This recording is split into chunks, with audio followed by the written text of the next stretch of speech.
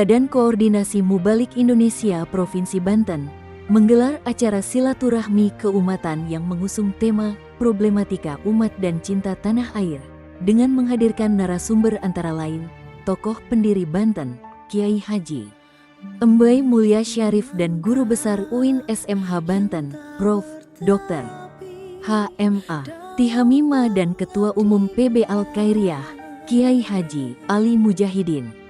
Kegiatan itu digelar di Ponpes Modern Daar El Istiqomah Kota Serang pada Senin, tanggal 10 Februari tahun 2025. Hadir dalam acara itu, pimpinan Ponpes Modern Daar El Istiqomah Kota Serang, Kiai Haji Sulaiman Maruf, pimpinan MUI Banten, Hamas Muis Muslih SH, tokoh pendiri Banten, H. Udin Saparudin, pimpinan Ponpes Al-Mubarok, Kiai Haji Mahmudi, dan Ketua Ormas Islam se-Provinsi Banten. Nah, tapi ada yang lebih problem, kadang-kadang cinta tanah air itu zaman sekarang, kadang-kadang masalah itu Pak. Ya, masalahnya apa tadi? Bisa diadu domba bersama kita, masalahnya bisa dicari salahnya, dikriminalisasi, kemudian bisa diancam dan sebagainya. Jadi cinta tanah air itu adalah bagian daripada kebaikan, tapi zaman sekarang ini bisa jadi masalah, gitu ya. Termasuk Al-Khairiyah juga pernah masalah ini Pak, gitu ya. Makanya hari ini saya ingin menjelaskan saja sebetulnya. Dan kalau soal dukung-mendukung itu, Al-Khairiyah saya nyatakan tegas secara organisasi kelembagaan tidak pernah ada dukung-mendukung. Ya. Tapi kenapa kemudian dalam beberapa waktu kita diam sebentar? Kenapa kita nggak mau terburu-buru? Kita mau melihat dari berbagai aspek, karena ini menyangkut perekonomian, menyangkut aturan bernegara, menyangkut aturan tentang kebangsaan. Ya, maka kita mencoba untuk menganalisa, mengkaji berbagai kajian dan potensi yang terjadi. Sebetulnya persoalan problematika masalah itu bukan hanya PIK 2 atau PSN saja. Ya. Itu juga masalahnya banyak. Ya. Masalah itu tadi penjajahan dengan model baru, penjarahan dengan model baru, tapi dengan baju yang dilegitimasi seolah-olah oleh aturan dan undang-undang. Contoh, itu ada investasi Posko Korea dengan Krakatau Steel. Ya, itu tahun 2011, kemudian produksinya tahun 2014.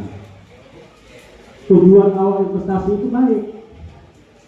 Yang pertama mengoptimalkan bahan baku dalam negeri, yang kedua mengoptimalkan potensi pasar dalam negeri, yang ketiga memberikan dividen terhadap negara. Baik ya?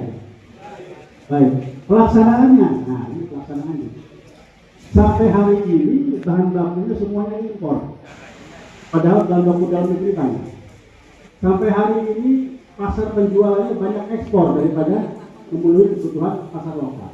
Sampai hari ini tidak pernah ada 1 sen pun diberikan dividen kepada negara. Alasannya apa? Ketika kita persoalkan ini namanya nggak berinvestasi. Ya, mereka gunakan aturan investasi. Kalau setiap investasi itu harus dijaga, harus dilindungi, harus seperti raja. Betul. Tapi investasi yang seperti apa dulu?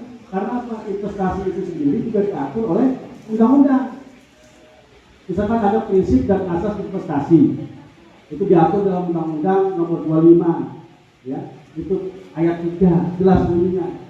Prinsip dan asas investasi itu harus menganut kepastian hukum, harus menganut akuntabilitas, harus menghargai kearifan lokal. Ya, itu jelas diatur dalam investasi.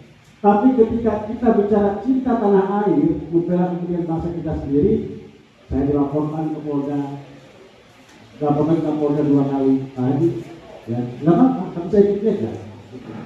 Nanti Kapoldanya ganti, saya dilaporkan lagi ke Polda, dilaporkan lagi ke Ketua MPR, dilaporkan lagi ke anggota DPR RI, nggak apa-apa, saya ikut aja.